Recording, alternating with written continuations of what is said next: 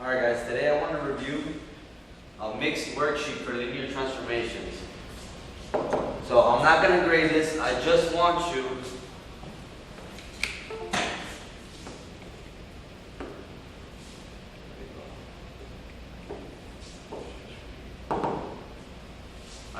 to write down the notes. Hopefully you have a printer, you printed this worksheet out so you can write the notes right on here, because this is a really good study guide for this lesson.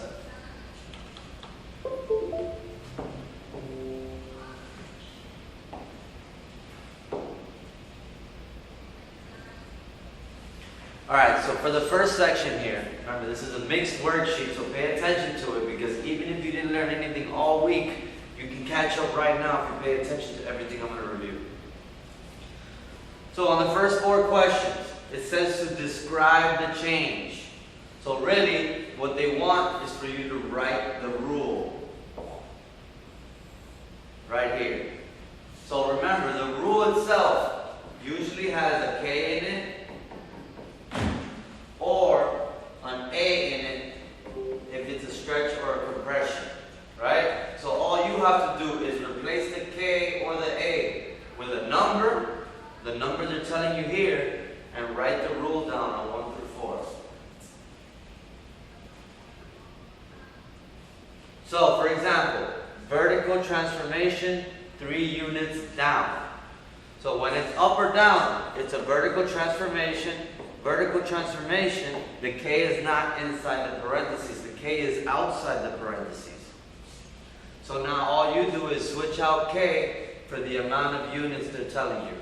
So number 1 would be f of x minus 3 because it says down 3 units. Now for number 2, it says vertical compression. So for stretches or compressions, it's going to be one of these two. The A outside the parentheses, which is a vertical stretch or compression, and the A inside, which is a horizontal stretch or compression. So since number 2 says vertical, we know the number goes outside of the parentheses. So it says by a factor of 1/4. So really, you're just switching the A for 1/4.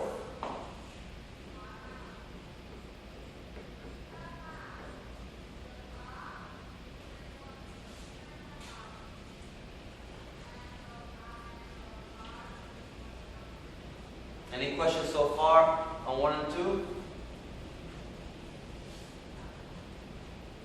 Now for number 3 and 4.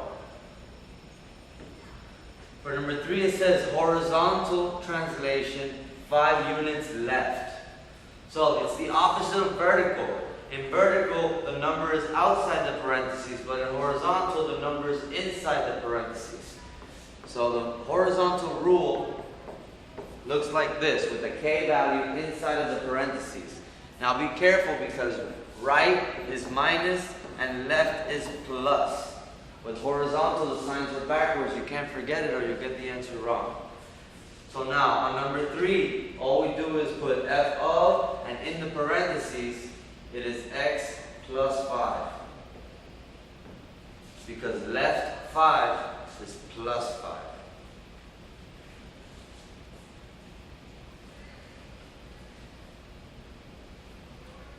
And now on number 4, you only have 2 rules of reflection.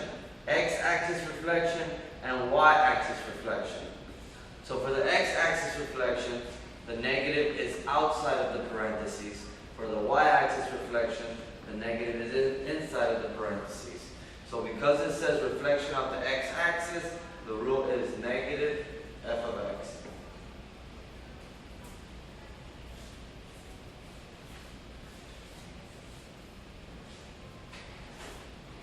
Now this right here will help you get a few questions right on any standardized test, because labeling is a very important part.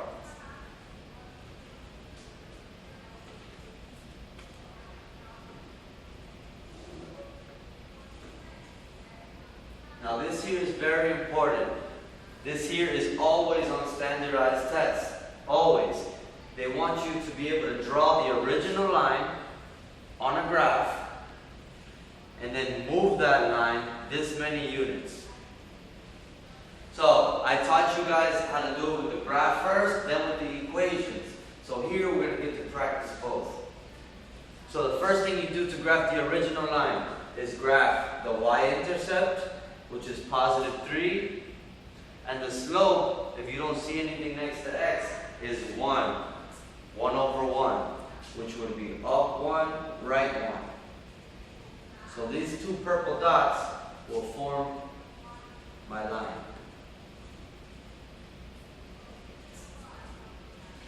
Now I'm going to pick the red dot so you can see the difference. Now all we do, and this is something you can do on the test, let's say you forgot how to work with the equations to get the new equation of the transformed line. You forgot how to do it. It's okay. If you have a graph, which all standardized tests give you a grid on the back, you can just draw the original line. Those same 2 points that you use, move them 5 units down. 5 units down for that point would be down here. 5 units down for this point would be down here. Once you have the 2 new dots, you can draw the new line, and you can write the equation of that line. Y equals x minus 2. How did I get this information? The slope is 1 over 1. That's why I just put 1x. And the y-intercept is negative 2. So I put negative 2 at the end.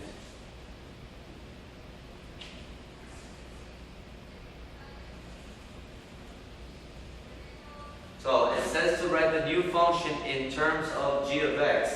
So instead of labeling it as y, let's label it as g of x. So the answer would be g of x equals x minus 2.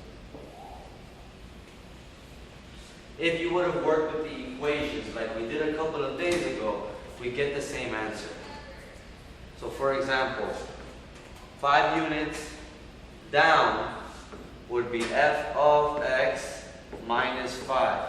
You replace the original equation, which is x plus 3, bring down your minus 5. You collect like terms, and you get the same answer we just got by moving the actual points. So this is just a different way of doing it. If you're good at drawing graphs, use the graphs on the back of the yellow sheet.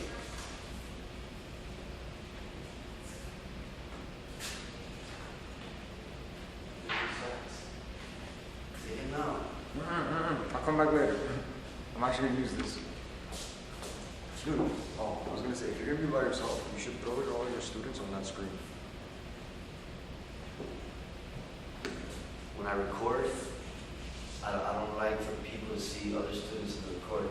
They won't see anyone. You just drag that over there. And if I do that, to mute people is a mission. Oh, yeah. To everything. I can't see crap. Yeah, makes sense. To mute people is a mission. Yeah. And then they put on music by mistake, and I'm like, who did it? I can't even see that. Yeah, makes sense. That's why I stopped using that little screen. This one's good, but only when I'm turning around. Today that I have no one here, I'm never turning around. Alright, any questions on 1 through 5?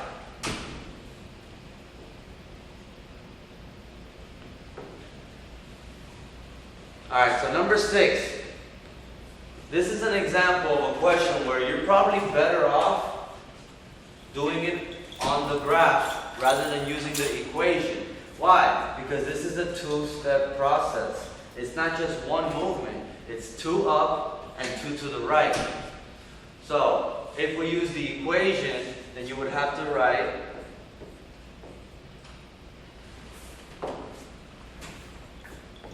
f of x minus 2 for 2 to the right, and then plus 2 at the end for 2 up. Now you rewrite this equation, but instead of x, you're going to replace it with what's in your parentheses. And you bring down your positive 2. Now you can distribute, collect like terms.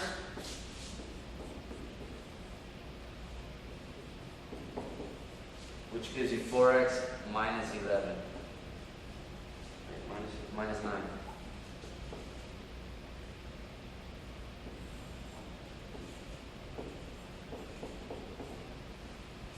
Now that's just how you do it with the equation. But remember, I'm about to show you how to do it on the graph. It's easier for multiple combinations, right? For the combination section, it's easier to do the graphs. see if we can get the same answer using the graphs. The original line is 4x minus 3. So the y-intercept is negative 3, and the slope is 4 over 1. So my red line, my original line, should look like this. Now let's switch the color so you guys don't get confused on the color. And now those same two dots that I have, just move them. 2 up and 2 to the right. So 2 up, 2 to the right is here. 2 up, 2 to the right is here. Once you have the new line, connect your dots, and you just graph the new line.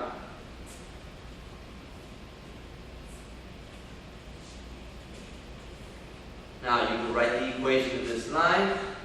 In this case, the graph only goes to number 7, so you would have to extend your graph, and you would see that it touches on negative 9. And we write down the new equation, 4x minus 9. Same slope, 4, 1, so the slope is still 4, and your y-intercept is the only thing that changes.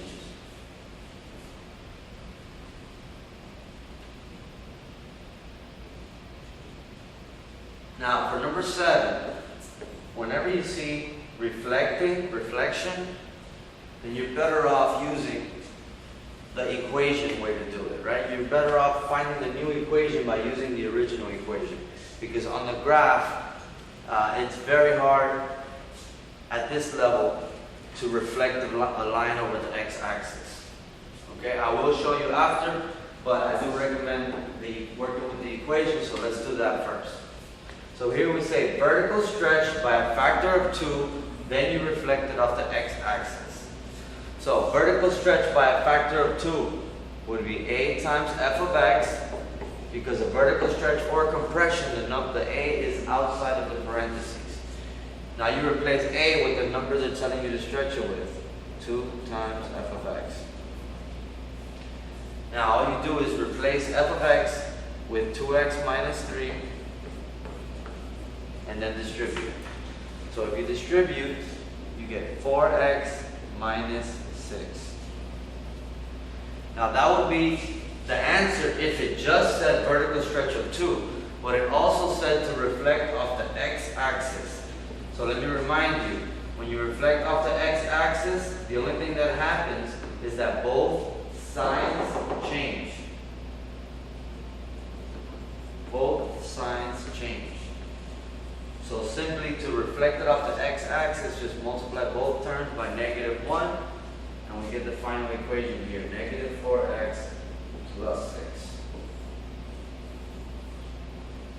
Now it says in terms of g of x, so just label it g of x equals that expression.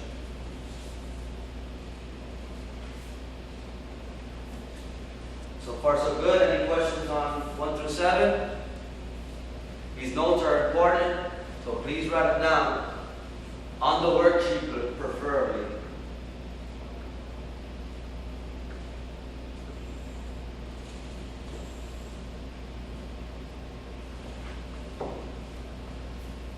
Alright, now we get to number 8. Now this section is important because it will remind us of a lot of things that we did on the regular linear section before we started moving linear equations and lines. So, on step A here, you would write your solution where A is, so please don't get confused on the format. Now it says, use a graph to determine the function rule for f of x. So, first of all, what they're asking you to do is write the equation of this line that we're looking at. So, I'll remind you how to write an equation. All you need is the m and the b, which is the slope and the y-intercept. So up 3, right 1 would be your slope. So it's positive 3. And your y-intercept, where it touches the x-axis, is negative 4. So my parent equation, my original equation, is 3x minus 4. Now for part B it says, vertical translation 2 units down. So the rule for vertical translation, up or down, is f of x plus k, with the k outside of the parentheses. So let's just replace k with the amount that they're giving us. So the rule would be f of x minus 2. Down 2 would be minus 2. Now for part C, it's what we've been practicing for a couple of days. You get the rule, write it, and replace f of x with 3x minus 4.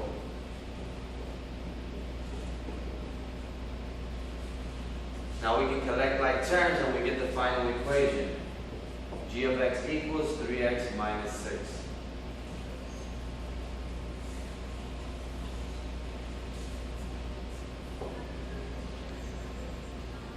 Now let me remind you guys, let's say you forgot how to do this. You can literally grab these two dots, move them 2 units down, and write the equation of this purple line. It will give you the same answer.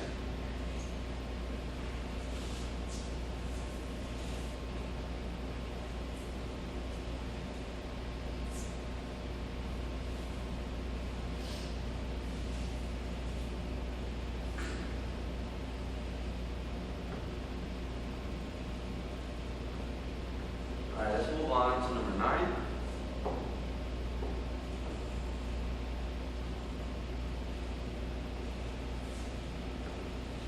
So number 9 is similar to number 8, but instead of giving you the information, the parent function, on a graph, they give it to you on a table. Same thing, a graph gives you information, a table gives you information. So, let me remind you how to come up with the equation if they give you a table. So, 2 things that you need, M and B. The slope from points or a table, you have to use the slope formula. So it will be 6 minus 3 over, it'll be 17 minus 11 over 6 minus 3, which is y minus the y, x minus the x. That gives you 6 over 2, which equals 3. So my slope is 3.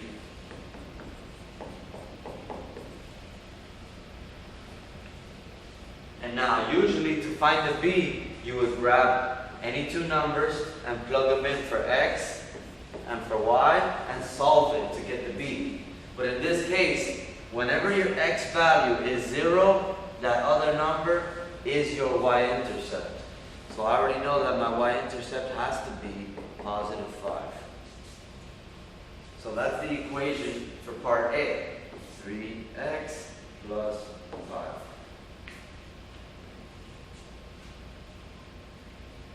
So 2 steps. Slope formula. Write it on y equals mx plus b and plug in these 2 numbers. We just got lucky that we didn't have to do it on that question because we happen to have an x value of 0. Now let's write the rule. For part B it says vertical stretch by a factor of 2. So again, vertical stretch, the number is outside the parentheses. Replace a with the factor they're giving you. So it would be 2 f of x. And now part C is what we've been doing. Replace f of x with the expression 3x plus 5. So we have 2 parentheses, 3x plus 5. Now we can distribute and we get 6x plus 10.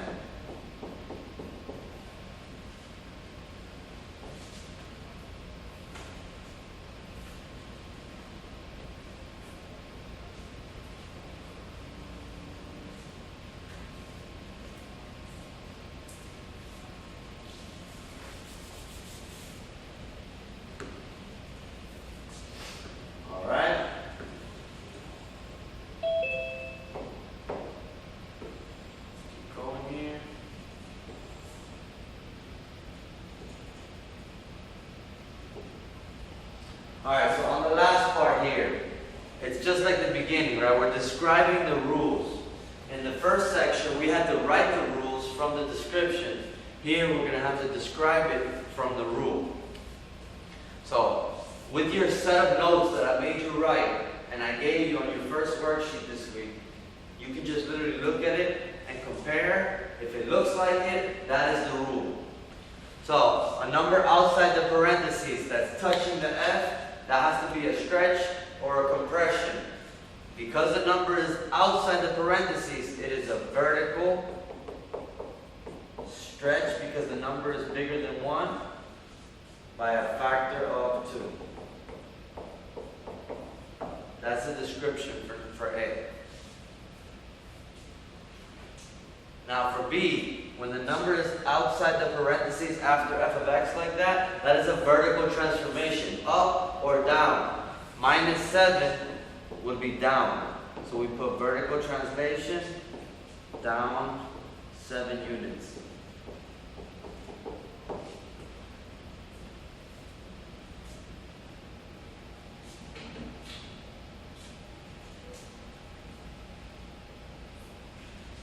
Now for number C, for letter C, the number's inside the parentheses. That tells you it's horizontal.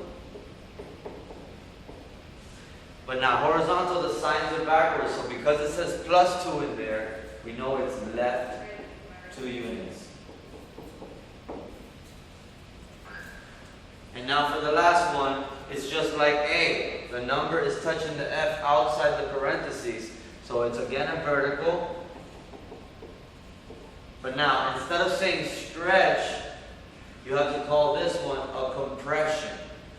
Why? Because if the number is bigger than 1, it's a stretch. But if the number is smaller than 1, it's a compression.